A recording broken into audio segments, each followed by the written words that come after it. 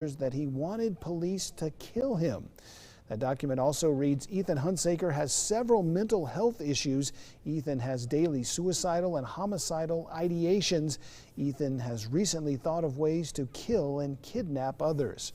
Ms. Black apparently had no idea of his mental illness when she connected with Hunsaker on the dating app Tinder, then spent about 4 hours with him before her death.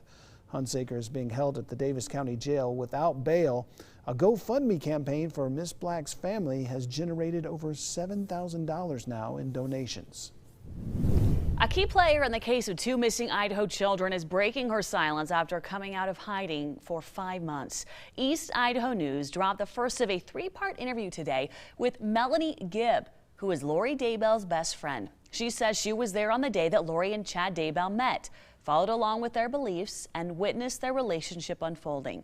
Nate Eaton says Gibb reached out to him 2 weeks ago when she was finally ready to talk. She's been fearful through a lot of this. As she said in our interview today, that people around Chad and Lori were dying and have been dying, and there's kids missing, and she didn't know if she might be next or if she might have a target on her back.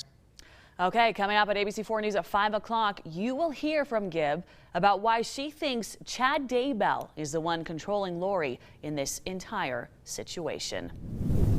Okay, you can feel it out there. Warmer weather on the way. Meteorologist Alana Brophy is here to tell us how much the mercury is rising. Alana? Hi, guys. We will see that heat building as we get through the next couple of days. Right now, we're dealing with some cloud cover there in central Utah. Our BYU camera showing the clouds in the central portion of the state associated with a weak disturbance that's coming through. There's that deck of clouds, a few clouds scattered throughout northern Utah right now as well, but temperatures have warmed up nicely. We do have a thunderstorm threat to keep in mind. It's just for the northwestern corner of the state. An isolated storm possible in the Park Valley area, maybe Cache Valley, as we get through the rest of the evening. 82 degrees right now in Salt Lake City. That's above average, which is usually 75 this time of year. We've got 70s in Logan and Provo, 82 in Green River, same number in Cedar City, and 93 down there in St. George. This is warm, but it's only going to get hotter, folks. Get ready for it. Not for tonight, though. We'll cool back off into the 70s with a few clouds sticking around, dry conditions as we head into the overnight. But look at that high pressure. We've got excessive heat that's going to build. That's already prompted some watches and warnings. I'm going to fill you in on what to expect as we get through the week coming up in my full forecast. Now, don't forget, you can always download that ABC4 weather app at ABC4 at the App Store, so make sure you do that. Rick, over to you. All right, thank you, Alana. Now to the latest on the COVID-19 pandemic in Utah as our state passes the grim milestone of 100 deaths. The State Department of Health reports 3 new deaths, bringing our state's total to 101 since the start of the pandemic. All 3 of those people, described as 2 men from Salt Lake County and a woman from San Juan County, were all over the age of 60 and hospitalized at the time of their deaths. The Department of Health also reports 99 new cases of the virus, a 1.2% increase from yesterday, bringing the state's total to 8,620. 98 people are currently hospitalized, while 5,346 patients are considered recovered from the virus. Utah's Hispanic community has been hit hard by the COVID-19 pandemic, accounting for 38% of cases, even though they make up just 14% of our state's population. Now, a northern Utah nonprofit is offering COVID testing to the Hispanic community. Centro de la Familia in Providence teamed up with the health department to test Latinos in the community. Bianca Cruz, a family service specialist for the agency, says she noticed a trend of some people being afraid to go to doctors or government-run agencies because of their immigration status. We understand that there's some parents that depend on this in our care and our resources that we give them. Cruz says the nonprofit is prioritizing families based on their needs during the pandemic since resources are extremely limited. Meanwhile, across the country, more than 1,675,000 people have confirmed cases of COVID-19. This is the death toll slowly climbs now to 99,000 people. As Americans return to work after the holiday weekend, concerns turn to a second wave of coronavirus cases as the U.S. approaches 100,000 deaths.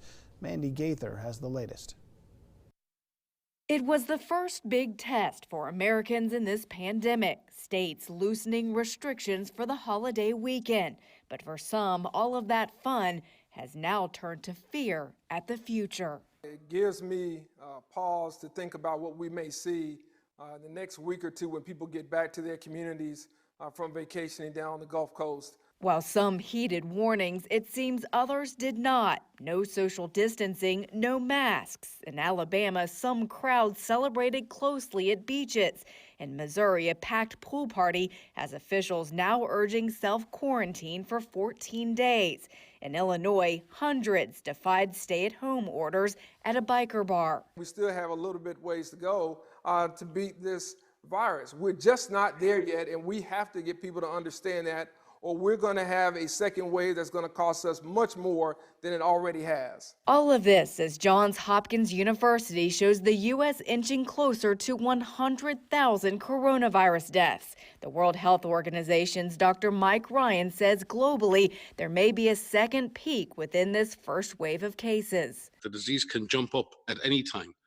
We cannot make assumptions that just because the disease is on the way down now that it's going to keep going down. And Ryan warns a second peak or wave could come during the normal flu season. I'm Mandy Gaither reporting. Another company has also announced that their potential coronavirus vaccine is now entering human trials, making it the 10th company worldwide to do so. Coming up, mental health and COVID-19. Experts believe there is a possible link between the two. Just ahead. And you can now take ABC4 News with you anywhere you go. Just head to abc4plus.com to download our app.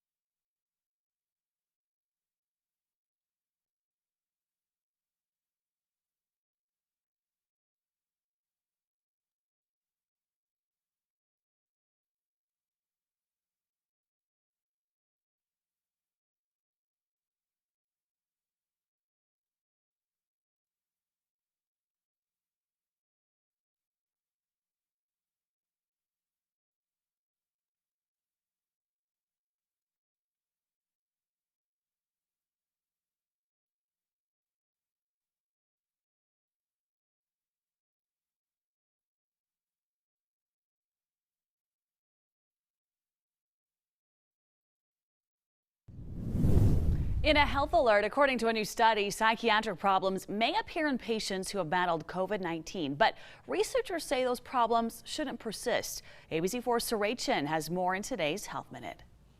Delirium, confusion, and agitation may be common in patients hospitalized with severe coronavirus infections, according to a study published in the journal Lancet Psychiatry. But researchers say long-term psychiatric problems after battling COVID-19 may not occur in the majority of patients. Researchers looked at 72 different studies on 2 historical coronaviruses, Middle East Respiratory Syndrome, or MERS, and Severe Acute Respiratory Syndrome, or SARS, as well as current studies on COVID-19.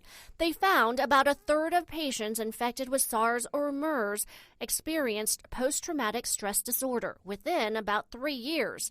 About 15% of such patients were diagnosed with depression within about 2 years, and 15% were diagnosed with anxiety at the 1-year point. While there's no evidence common mental health illnesses will persist in patients, researchers say doctors should watch out for signs of these disorders in the weeks and months following recovery from severe COVID-19 infections. The research team cautioned many of the studies they reviewed were of low or medium quality, and more data is needed on psychiatric symptoms associated with COVID-19. Researchers say these psychiatric consequences could be due to several factors. The virus may directly infect the brain. The patients may feel the stigma of having been ill. Social isolation could also hinder mental health. Saray Chin, ABC4 News. As we heard, researchers do say these psychiatric consequences could be due to several factors. It could be impacting the brain. The patients may feel the stigma, or it could just be the result of isolation. Well, if you're frustrated with your child's picky eating, experts say being the food police only makes the situation worse. A new study in the journal Pediatrics followed parents and their children for 5 years. The study shows that demanding children eat certain foods or punishing them by restricting foods does not help. Instead, the children become even pickier about what they eat. The authors explain that eating is one of the few things that kids have control over. Pediatricians recommend that you do not demand that children clean their plates or reward them with dessert. Children do best when introduced to new foods earlier on in life. Parents are encouraged to try to make mealtime fun and take the pressure off of about what kids need to be eating. Coming up, we take a look at how the American Cancer Society is continuing their Relay for Life in spite or despite the pandemic. We're going to talk to one of the coordinators about the good that they're doing in the fight against cancer. Plus, there's that live look outside at downtown Salt Lake City. Few clouds out there, but warmer temperatures. Numbers are going up and up. What you need to know to stay safe in Utah's most accurate forecast.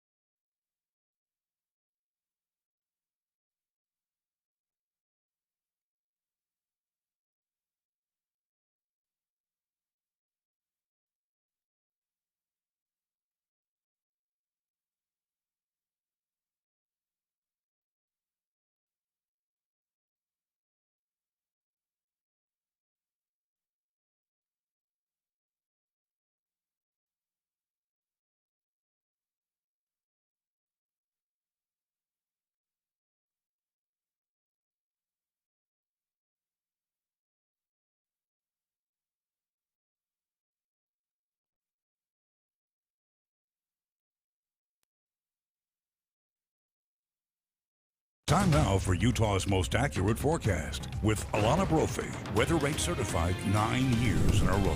Welcome back on your Tuesday. You're enjoying a mix of sun and clouds out there. Our pinpoint web camera from Hiram showing some clouds over the mountains. Really pretty shot. Temperatures have warmed up. The clouds a result of a weak disturbance that will lift out of the state overnight. Just clear blue skies down there in St. George. Our Southern Utah University camera network showing off clear skies and temperatures rising. 93 right now in that area. 70s in Price, high 70s, 82 in Salt Lake, upper 70s in Logan, Evanston in the 60s, 79 over in Delta. Temperatures are on the rise, folks. Get ready for it. And as we look at the southwestern United States, you can tell where those triple digits have settled in. That includes Bullhead City, close to it in Las Vegas, Phoenix at 100, 101 in Barstow, 90s in St. George. Well, this heat is going to build into southern Utah and eventually into the north. And as a result, we have to be very careful because, well, we've got some heat warnings out there for the southwestern United States, but now we've got an excessive heat watch for Washington County for Thursday into Friday. So that heat is on the way. This watch going to turn into a warning, but notice it includes hurricane all the way over to Zion, in and around St. George. So we know triple digits are coming, and they're coming quickly. There's that disturbance that produced the clouds. It's in central Utah, that deck of clouds that will hang out. It's going to lift out of the state as we head into tonight. Dry conditions as a ridge of high pressure will slide and build and move into the state. Some isolated storms in Vernal as we head into tomorrow. So I want to give you a heads up. An isolated storm is possible. You see that near Park Valley and over there near the Uintas as we get through tomorrow. Some cloud cover will be out there for our Wednesday. This is where we're going to start to build, but that cool front will keep us a little active. As we get into Thursday, some mountain storms possible there up near the Uintas, but the bulk of the state will just be dealing by that point with heat and clear skies. Temperatures in the 80s for tomorrow, mid 80s in Salt Lake with the possibility of an isolated storm on the eastern side of the state, backside of the Wasatch,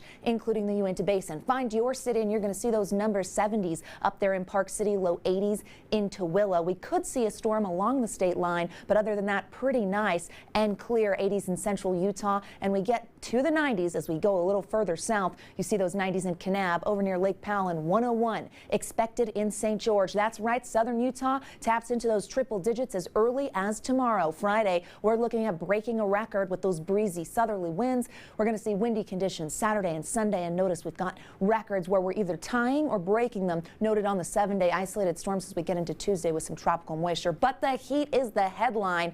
Look at this. Our average is 75 and we make it to 95 on Friday in northern Utah. The mercury is going to rise 97 for that daytime high on Saturday with the winds kicking up and a little more cloud cover. Isolated mountain storms into tomorrow. A lot of us will be dealing with sunshine and those pleasant temperatures in the mid 80s. Remember, you can get your pinpoint weather forecast on your phone at any time for your backyard. Just head to the App Store and download the ABC4 Utah weather app. We always keep you posted.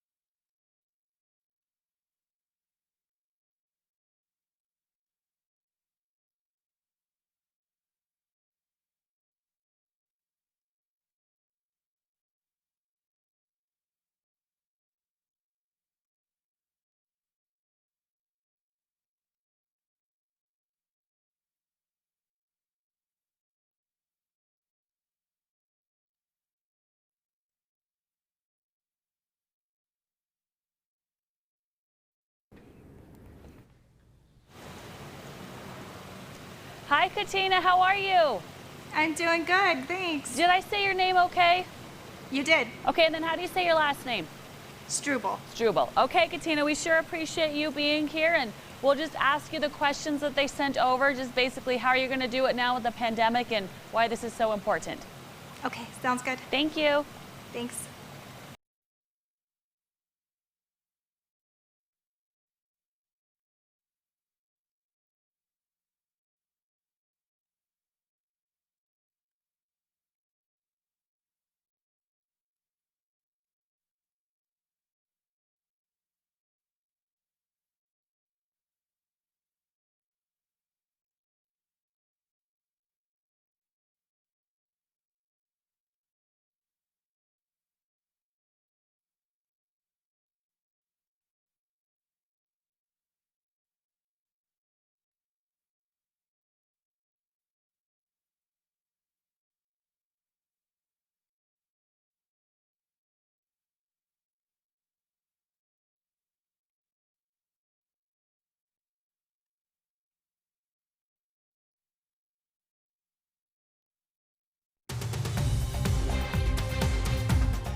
Welcome back. Much like everything else, the fight against cancer is being challenged by this pandemic, but the fight must go on. Katina Struble joining us from the American Cancer Society to talk about the Relay for Life this summer, and it will continue. So let's start off with, what is the Relay for Life and how are you guys going to make it happen this year?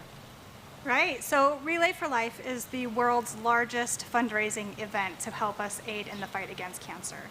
It's a huge celebration. We honor our survivors and caregivers, we remember those that we've lost, and we fight back against this horrible disease. So it is going to look a little different this year. I think everything is looking a little different for everybody this year. The American Cancer Society mission is more critical now than ever. Obviously, people are still getting diagnosed with cancer every day, and we don't want them to think that they have to do that fight alone. Cancer doesn't quit, and neither can we. So with that being said, we will still have a Relay for Life. We have combined all of our Relay for Life events in Utah, and we're going to do one big virtual, united as one Relay for Life event on July 11th. We're kind of hoping that it's going to be okay to do an actual event in September in the Uinta Basin, and we're also looking at doing a couple maybe drive-through luminaria ceremonies throughout Utah. Which that's always such a, I've been to a couple Relays for Life in my time, and that is what I think is the best part about it, is how you really rally around the survivors and those who are still fighting cancer. And while the virtual race will be great, you just aren't able to accomplish the same goal there. But let's talk about the fundraising. People will obviously be able to donate to the virtual race, and talk to us about what the American Cancer Society does with each and every one of those dollars. So yeah, obviously everybody knows that the American Cancer Society funds and conducts research. It's what we do, it's what we are known for. Even here alone in Utah, we are funding 7 multi-year cancer research grants totaling $3.9 million, and that's just here in Utah alone. So you can imagine worldwide what that would come to. Our Hope Lodge right now, which is typically used for a home away from home for free for those cancer patients that have to travel for treatment, we're using that now, repurposing it for our healthcare workers at Huntsman Cancer Institute and the University of Utah healthcare workers who are having to work those long shifts and don't want to take the chance of bringing that virus back home to their families. Our 1-800 number is still open 365 days a year, 24 hours a day, to answer any questions that those patients and caregivers might have. And that's just to name a few. There's so many programs. I love to hear that you are doing that with the Hope Lodge. What a fantastic use of that incredible resource. So if people want to sign up for the virtual Relay for Life, talk to us about how we do that and how we can still be involved, even though we might not be together quite yet. Right. The easiest way is to just go to relayforlife.org, find the closest relay to you, and click on it, and it'll take you to all the information that you need for our virtual relay. Okay. Well, we will participate in the virtual relay, and we'll all keep our fingers crossed that we're together come September to honor the survivors and those who are fighting. Thank you so much for joining us today, Katina. We really, really appreciate it. And of course, more information, including a link to signing up for that virtual race, can be found online at abc4.com. Thank you. Coming up at 4:30, the possible incident of racial profiling out of New York City, causing an uproar after it was all caught on camera.